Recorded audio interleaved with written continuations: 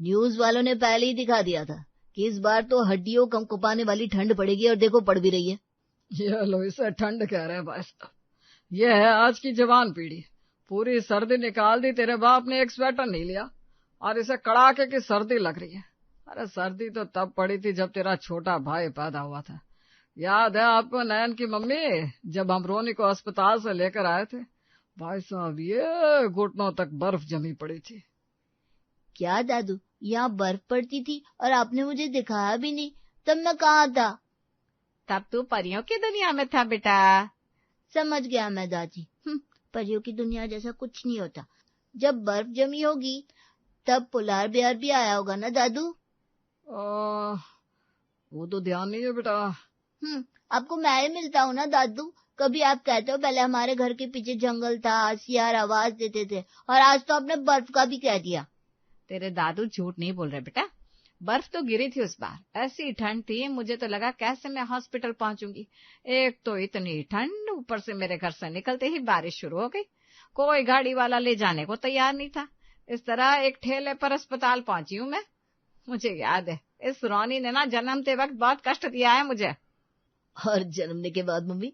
ये कहता हुआ रोनी रसोई से लाए हुए लहसुन के तेल की कटोरी को लेकर अपनी माँ के घुटनों के पास बैठ जाता है और उनके घुटनों की मालिश करनी शुरू कर देता है। तुझे पैदा करते वक्त जो दर्द सहा मैंने, बस वही दर्द आखिरी था बेटा, क्योंकि दुनिया में आने के बाद तूने मुझे कभी कोई दर्द होने ही नहीं दिया। छत से कपड़े लेकर नीचे आती हुई रिद्धिमा अपनी सास की बात सुनकर वहीं बीचों बीच जाकर खड़ी हो जाती है। अपनी सास से किसी बात की शिकायत करने नहीं, बात तो यहाँ कुछ और थी। ये पकड़िए मम्मी जी, मैं चली किचन में। गैल है, आज फिर कपड़े नहीं सूखे, आज तो हवा भी तेज चल रही थी। तो सिर्फ हवा से ही कपड़े सूख जाएंगे क्या? हवा में कैसी नमी हो रखी है ये नहीं दिख रहा आपको? मैंने तो अपना सूखा हुआ गमछा गलती से छत पर छोड़ दिया था, अभी लेकर आया तो वो गीला हो चुका है। क्या जी, ऐसे थोड़ी ना होता है। अरे छत पर जब धूप नहीं आएगी तो यही होगा ना। मैंने तो आपसे पहले ही कहा था 2 मकान के बीच का मकान कभी नहीं लेना चाहिए, पर आपको मेरी बात सुननी नहीं थी। एक मिनट, हम सब परेशान क्यों हो रहे पापा? आप भूल गए क्या? लीला आंटी का छत हमारे लिए खुला हुआ है। कपड़े इधर लाइए भाभी, मैं जाकर लीला आंटी के छत पर कपड़े डालकर आता हूँ। रोनी सारे गीले कपड़े उठाकर अपनी पड़ोसन लीला के दरवाजे पर पहुंच जाता है। हे राम, कितनी गंदी बदबू आ रही है दरवाजे से। जिंदगी में कभी सफाई नहीं करती भाभी, मानना पड़ेगा। और ये डोरमेट, इस पर अगर चप्पल रख दो ना तो मेरे चप्पल में धूल बैठ जाए। पर क्या कर सकते हैं, अपनी सुविधा के लिए ऐसे सुगले पड़ोसियों से भी रिश्ता निभाना पड़ रहा है। कोई अंदर है क्या लीला आंटी? Good afternoon. 5 बार बैल बजा दी, कोई नहीं है लगता है। तभी लीला उठकर दरवाजा खोलती है। वो क्या है ना बेटा, बैल खराब हो गई है हमारी, इसलिए पता नहीं चलता। पर तू जो खुद में खुसफुसा रहा था ना, हल्की आवाज आ रही थी, इसलिए मैं समझ गई दरवाजे पर कोई खड़ा है। आपने तो रोनी को दरवाजे पर ही खड़ा हुआ रख दिया मम्मी जी। देख नहीं रही उसके हाथों में कितने सारे कपड़े हैं। अरे रोनी, तुम फिर से अपने कपड़े ले आए? आज तो छत पर तुम कपड़े सुखा नहीं पाओगे।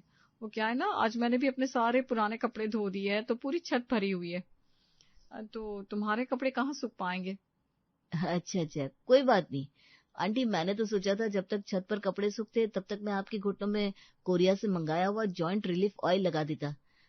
पैरालाइज भी हो जाते ना जो लोग, उनके पैर के दर्द को भी ये ऑयल गायब कर देती है। पैरालाइज हो जाएंगे तो उन्हें दर्द महसूस कैसे होगा? वही तो बात है बहू, सोच उनके पैरों का भी दर्द गायब हो जाता है। तो आराम से छत पर जा बेटा, सभी कपड़ों को साइड करके ऊपर अपने कपड़े डाल देना, जा। मुस्कुराता हुआ रोनी छत पर जाता है और देखता है कि तार तो खाली पड़े हैं। ज्योति भाभी भी कम नहीं है, पर मेरे सामने किसकी शान पट्टी चली है जो उनकी चलती। छत पर धूप भी अच्छी आ रही है, मम्मी को फोन करता हूँ, पापा मम्मी भी यहीं आ जाएंगे धूप सेकने, आज ठंड भी बहुत हो रही है। रोनी के फोन लगाने भर की देर थी कि पूरा परिवार अपने अपने काम की चीजें लेकर लीलावती देवी के घर पहुंच जाता है। अरे वाह रिधिमा बहू, मटर लेकर आई है तू। लगता है आज रात को मटर के पराठे बनने वाले। अगर मेरे छत पर मटर छिले गए और मुझे मटर ना मिले तो ये बड़े नाराज हो जाएंगे। एक काम करना ज्योति बहू, आज रात को कुछ मत बनाना। रिधिमा बहू 10-12 मटर के पराठे रात में भिजवा देगी। जी मम्मी जी, आप बेफिक्र रहिए, एक्स्ट्रा काम मैं वैसे भी नहीं करती। वैसे वो कोरिया वाला तेल नहीं दिख रहा है रोनी? उसे छत पर रख कर आया हूँ मैं भाभी, जब तक उसे 15-20 मिनट धूप नहीं लग जाए उसकी ताकत वापस नहीं आती ना। अरे नयन की मम्मी, आप अभी तक यहीं है? छत से होकर आया मैं, काफी अच्छी कड़ी धूप है। ये सूरज की किरणों की तुलना ये हीटर वीटर कुछ नहीं कर सकते। मनीषा आराम से अपने पैरों को सीधा कर धूप का मजा लेने बैठ जाती है और मुरारी इधर उधर ताकना झांकना शुरू कर देते हैं। एक तो दिन भर हमें धूप मिलती नहीं, लीला भाभी के घर आते हैं तो थोड़ी देर धूप मिलती है, उसमें भी आपको यहाँ वहां ताका झाकी करनी है। दिन भर तो यही करते हैं ना, आप बैठ भी जाइए। अब तुम्हारे कारण तो आज तक कुछ नहीं कर पाया मैं। हर चीज में तुम्हारा मुंह खुल जाता है। बिजली का खंभा लीला भाभी के घर के पीछे ही है ना, अब देखना तो पड़ेगा कि बिजली चोरी कर रही है भाभी की नहीं। अगर खंभे से बिजली की तार जुड़ी हुई होगी तो हम अपना हीटर यहीं चार्ज कर लेंगे, बिजली क्यों लगाए भाई। इसके घर में चार्जिंग पर कुछ लगाना मतलब 10 बातें सुनना। मैं तो और नहीं सुन पाऊंगी बाबा। देखते नहीं, देखा नहीं कैसे हमें देखती भाभी की भौहें टेढ़ी हो जाती है। घुटनों का दर्द नहीं होता ना, और इतनी सर्दी नहीं पड़ रही होती तो मैं लीला भाभी का मुंह भी नहीं देखती। भूली नहीं हूं मैं कैसे छोटी छोटी बातों पर खून खराबे पर उतर आती थी भाभी। भाभी तो अभी भी खून खराबे पर उतरने को तैयार हो रही है। वो तो हम खून का घूंट पी जाते हैं मजबूरन।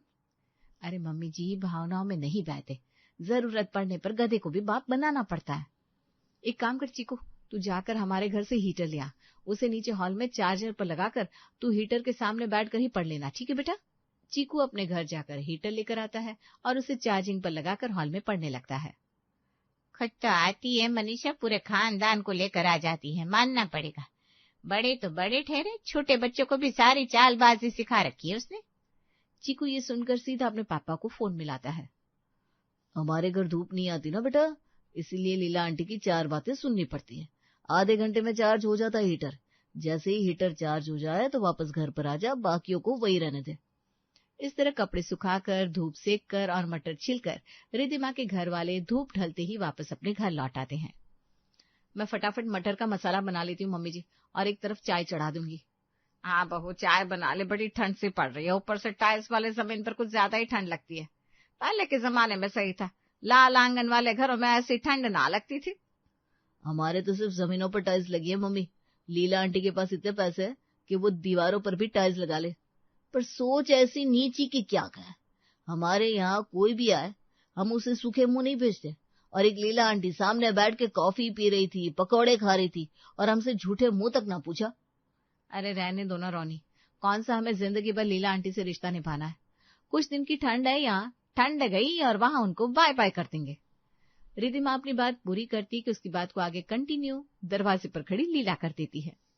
बाय बाय नहीं बहू, हाय हाय बोल। आप सबने मुझे याद किया और मैं आ गई। वो क्या है ना, इस टाइम पर मेरी बहू तो सोने चली जाती है, फिर उठकर सीधा जिम चली जाएगी, फिर आएगी रात को 8 बजे। 4 घंटे अकेले बैठे बैठे करती क्या मैं, बस इसलिए यहाँ चली आई। सभी की चाय बना रही हो बहू तो मेरे लिए भी 1 कप कॉफी बना देना, और साथ में ज्यादा भारी नाश्ता मत बनाना, सैंडविच हो तो बस चल जाएगा। घर तो काफी गर्म हो गया है दादू, मैं हॉल का हीटर बंद कर देता हूँ। अरे क्यों बेटा, बावला हो गया है क्या? मेरे घर पर हीटर चालू करके बैठा रहता है और मेरा यहाँ आते ही हीटर बंद करने की बात कर रहा है। भूल गया क्या, तेरा हीटर मेरे घर पर चार्ज होता है। अरे भाभी जी, आप भी क्या बच्चे से जुबान लड़ा रही हैं। जा तो चीकू, तू कमरे में जा और हीटर बंद नहीं करना। आंटी से सॉरी बोलो बेटा। Sorry aunty. ये थी लीला, जिसके नखरे उसकी बहू से ज्यादा उसकी पड़ोसी उठाते थे, और उठाना भी पड़ता था क्योंकि उनकी घर पर धूप जो अच्छी आती थी। पर कहते ना, दिन पलटते देर नहीं लगती, 2 दिन बीतते नहीं कि मौसम करवट बदल लेती है। आज तो गर्म कपड़े बिल्कुल नहीं सुहा रहे मम्मी। वही तो बात है, अब ठंड में वो बात नहीं रह गई।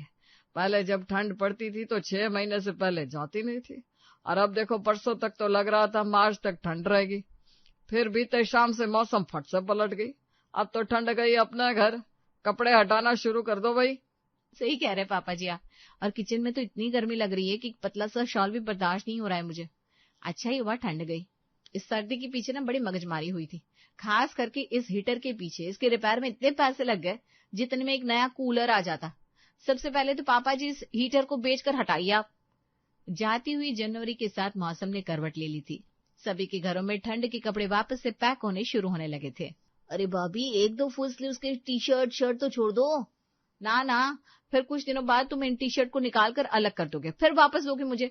बिस्तर के नीचे वाले ड्रॉर में इन्हें डालना पड़ेगा। इसे उठाने में ना बड़ी मेहनत लगती है। सारे कपड़ों को एक ही बार में पैक कर दूंगी मैं। और जो थर्मल पर्दे नहीं लेकर आए थे, उसकी कोई जरूरत नहीं है। अगले साल तक तो कुछ नया आ जाएगा मार्केट में, उन्हें भी जाकर बर्तनों से एक्सचेंज करके आ जा। तो हीटर को भी ले ही जाता हूँ भाभी, साथ में हीटर भी दे दूंगा, बदले में कोई अच्छी साड़ी आ जाएगी आपके लिए। रोनी एक हाथ में हीटर और दूसरे में थर्मल पर्दे लेकर अपने बाइक पर बैठ रहा था कि अपनी आदत से मजबूर लीला उसे टोक देती है। अरे कहाँ जल्दी सुबह सुबह सवारी, इतने बड़े बड़े थैलों में क्या लेकर जा रहे हो बेटा? लगता है कोई आने वाला है, उसी की तैयारी हो रही है क्या? आने वालों के लिए तो हम हमेशा की तैयारी रखते हैं आंटी जी। अब अपने कंजूस पड़ोसियों जैसे तो हम है नहीं। और आपको नहीं पता, कोई कहीं जा रहा हो तो उसे टोकना नहीं चाहिए।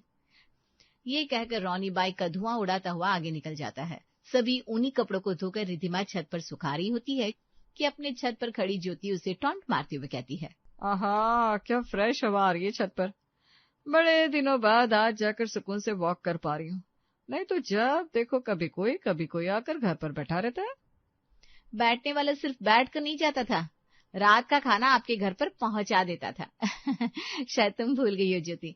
और वैसे जब तुम्हारे रिश्तेदार 800 किलोमीटर दूर से आ सकते हैं, तो हम तो 8 कदम की दूरी पर रहने वाले वो पड़ोसी हैं जिसे हर छोटी बड़ी बात पर अंकल जी फोन घुमा दिया करते थे।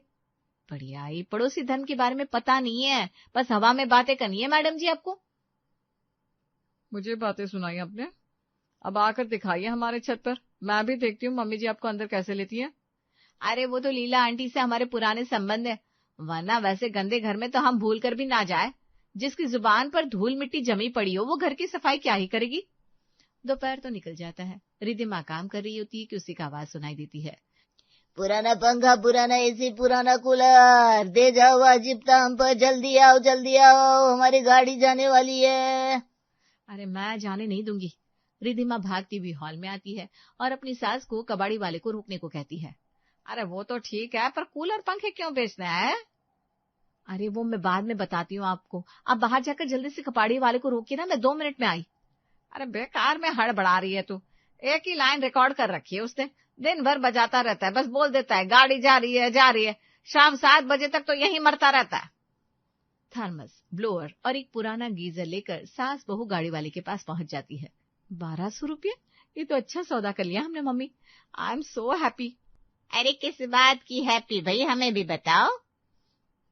वो क्या है ना मनीषा, मेरी बहू अभी सोने जाती है, फिर उठकर जाएगी जिम, फिर लौटेगी सीधा 8 बजे, तो 4 घंटे में अकेली क्या करती है, इसलिए यहाँ आ गई। अब ये रोज रोज बताने की जरूरत नहीं है भाभी। अरे नहीं, वो तेरी याददाश्त कमजोर है ना। पिछली बार 250 रुपए लेकर 200 ही वापस किए थे तूने। अब जिसे 50 रुपए का भी याद ना रहता हो, उसे मेरे पिछले दिन की कही बात क्या ही याद रहेगी। इसके पहले 1500 लिए थे आपने मेरी बहू से, वो तो अभी तक वापस नहीं किए, और मेरे 50 रुपए का हिसाब गिना रही है। ये तो वही बात हो गई, अपना बकाया बकाया और दूसरों का बकाया रद्दी बताया। ज्यादा चप्पर चप्पर मत कर मनीषा, ये घर पर नहीं है, इसका ये मतलब तो नहीं कि मेरे सर पर चढ़कर नाचेगी। देख रही हूँ मैं सुबह से तेरे बेटे की जबान पर मक्खन लगी पड़ी है, फिसली जा रही है, और अब तो तू भी बोल पड़ी। तुझे भी कुछ कहना बाकी है रिद्धिमा, तो बोल दे, चुप क्यों है? चाय पीने ही आई होंगी आप आंटी जी। मेरा मतलब है कॉफी पीने, पर वो क्या है ना, बहुत काम कर चुकी हूँ सुबह से, तो बड़ी थकावट सी हो रही है, तो मैं कॉफी तो बना नहीं पाऊंगी। आए हुए मेहमान को सूखे मुंह भेजने की परंपरा नहीं है मेरे घर पर। तो बैठ बहू, मैं अभी कॉफी बनाकर लाती हूँ। लीला से तो सभी ने खार खा रखी थी, बस ये सर्दी के आगे ही कोई कुछ कह नहीं पा रहा था। अब तो सर्दी निकल चली थी, तो मुरारी भी पीछे क्यों रहता। कमरे से बाहर आते ही मुरारी शुरू हो जाता है। अब बताइए, कुछ देर पहले ही सभी ने चाय पी है, अब आप फिर कॉफी बनाने जा रही है, इस चक्कर में तो दूध भी खत्म हो जाता है। आप ही बताइए भाभी, लोग ही कितने हमारे घर पर, बेचारे चीकू तक को दूध पीने को नहीं मिल रहा, और यहाँ सारा दूध चाय में खत्म हो रहा है। आप तो ऐसे कह रहे हैं जैसे हम 4 लोगों के लिए ही चाय बनती है यहाँ, ऐसा तो है नहीं। दिन में नहीं तो भी 3 बार लीला भाभी हमारे यहाँ किसी न किसी बहाने से चाय पीने आ जाती है। हाँ, मेरा मतलब है कॉफी पीने। और चाय के तो दूध में हम फिर भी पानी मिला सकते हैं, पर इन्हें तो कोरे दूध की कॉफी चाहिए होती है, वो भी पूरे 1 मग। उसके बाद अपनी बहू और बेटे के लिए भी ये कॉफी थर्मस में घर पर भर कर ले जाती है, तो दूध खत्म नहीं होगा क्या जी? तो एक वक्त के कॉफी के 80 रुपए लिख दूं क्या भाभी? बहुत हिसाब हो रहा है ना, अब मैं भी हिसाब लगाती हूँ और दिखाऊंगी तुम लोगों को। अब मेरे घर पर आकर सबकी जुबान ना मोड़ दी तो मेरा नाम भी लीला नहीं, मुझे कॉफी पिलाएंगे। रिद्धिमा का आज का दिन अपने ससुराल वालों के साथ बड़े मजे में बीत रहा था।